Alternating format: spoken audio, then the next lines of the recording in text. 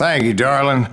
It's interesting how the truth can sometimes seem, might malleable, depending upon your point of view. Like how those dime novels make you out to be something you're not? Jack, don't be starting trouble.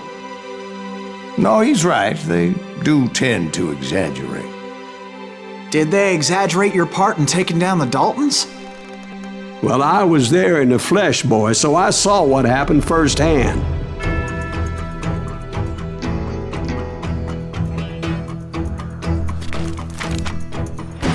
Those Daltons were lawmen once, before they all went bad, robbing banks and trains clear across the territory. Until Coffeeville, of course. I was one of the citizens who took up arms that day. Fighting on the side of right? I did my best, sir. We all did.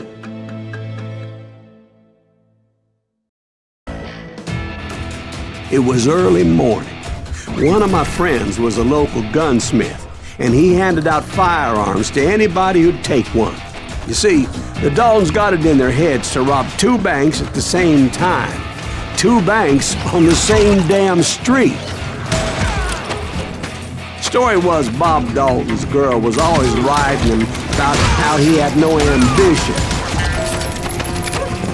Well, the locals recognized the Daltons right off. Before they could get away, half the town took up arms to defend their property. Their first mistake was pulling a job in their own damn hometown. The boys grew up in Coffeeville, so everybody knew them. Put some holes in them!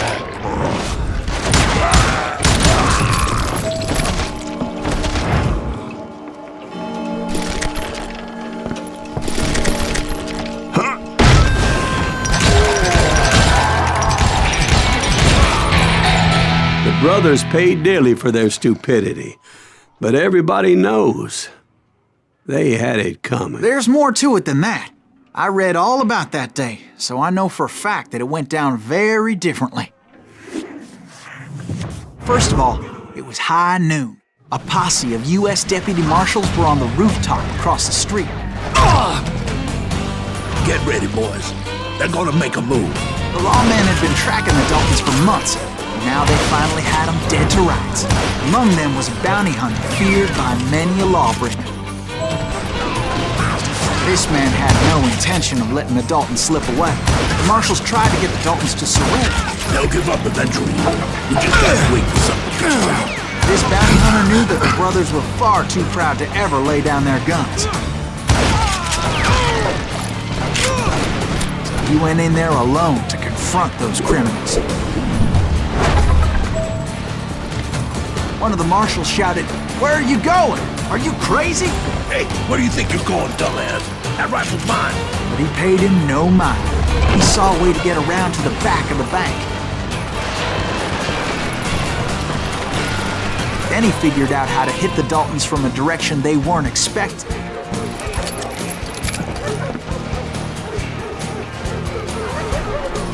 From above. Fortunately, a water tower was right there.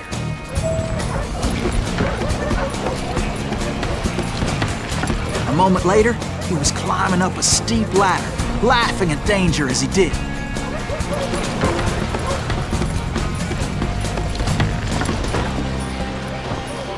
It was brave men like him who risked their lives to tame this wild hunter.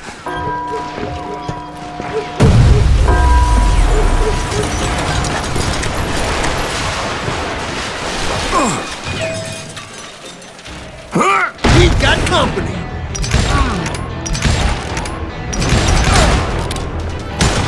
Heroic men like him did what other men couldn't or wouldn't to make this country free.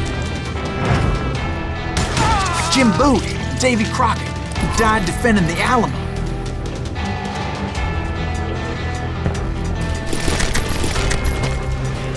Is that Silas Green? Son of a bitch! Brother, I'm gonna make you pay for it.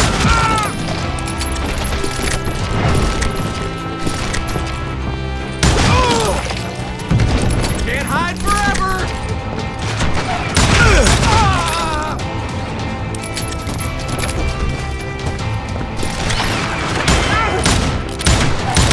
You'll die for this, you hear me?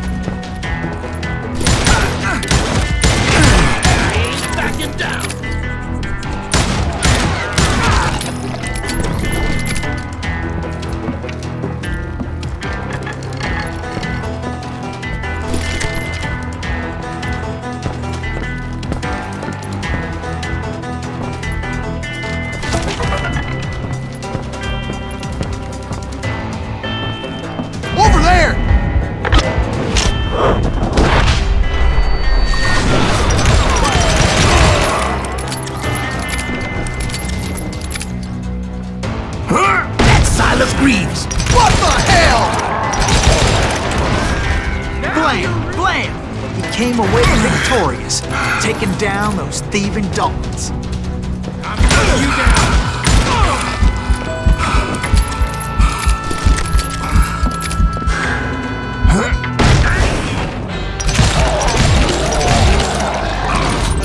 His name was Silas Greaves, and when the dust finally settled, he was the last man standing. Sorry, kid, but that just wasn't the way it happened.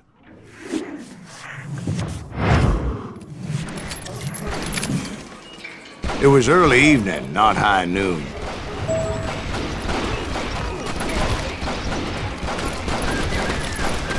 The Daltons blew up a safe, and were all set to hightail it out of there.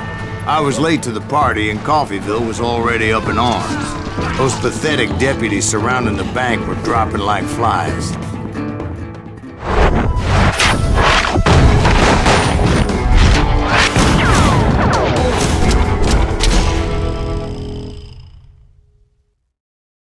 I'd been tracking those jokers for months, waiting for them to do something reckless. Smoke that sumbitch! And finally, they did. Those stupid bastards decided to rob two banks at the same time in the same town where everybody knew them. But they still had friends in Coffeyville.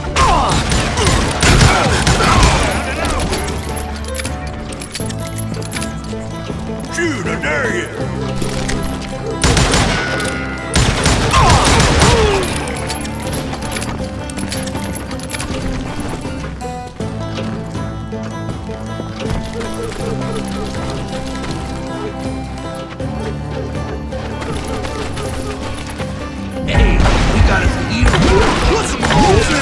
Those friends came after me like a pack of wild dogs, tooth and nail.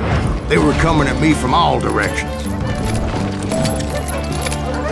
I caught sight of the Daltons running with the money and didn't want to lose them. The problem was, they knew the town better than I did. And to top it all, I found myself in the middle of another shootout entirely. Gotta get out of here! Did the Daltons hole up in somebody's house? No, it was the Smiths, I believe. They were cousins of the Daltons. And they were shooting at the Browns, who were shooting at the Daltons. Which wasn't any surprise, as those two families have been feuding forever. And since the Joneses are related to the Browns, they shot at the Smiths, pissing off the Heimhoffers, whose daughter recently married a Smith. Well, bullets were flying every which way as all the old feuds in Kansas caught fire all at once. There was a hell of a lot of pissed off people in Coffeyville that day. But that's just the way life is sometimes. Shit happens.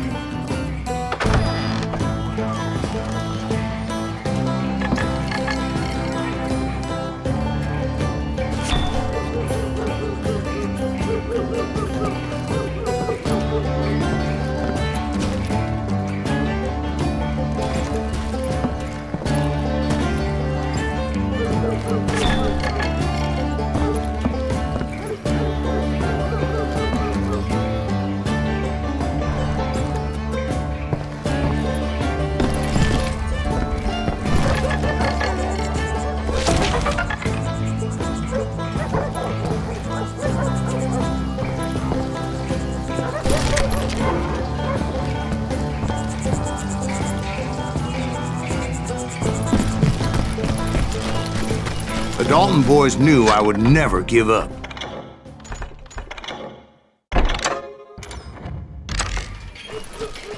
Those Daltons weren't the sharpest knives in the drawer, but they always stood together. They set a trap to slow me down and allow at least two of them to escape. The third brother stayed behind to plant me, just in case that trap of theirs didn't work.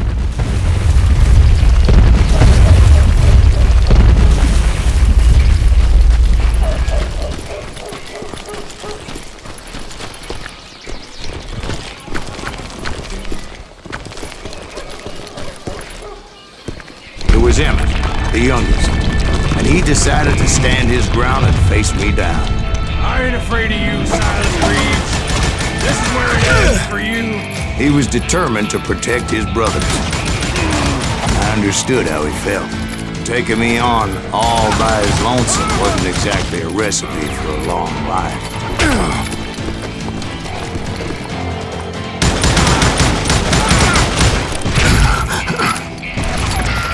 You messed with the wrong damn dog.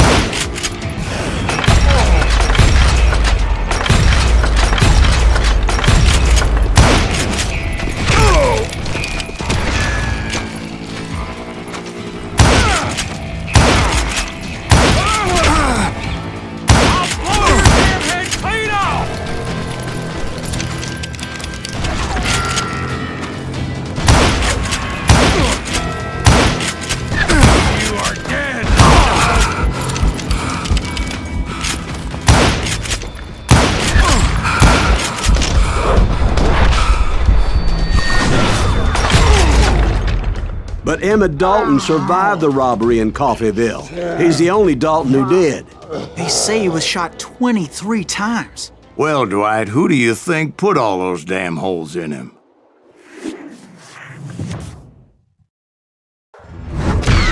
But I have to admit, that boy had grit.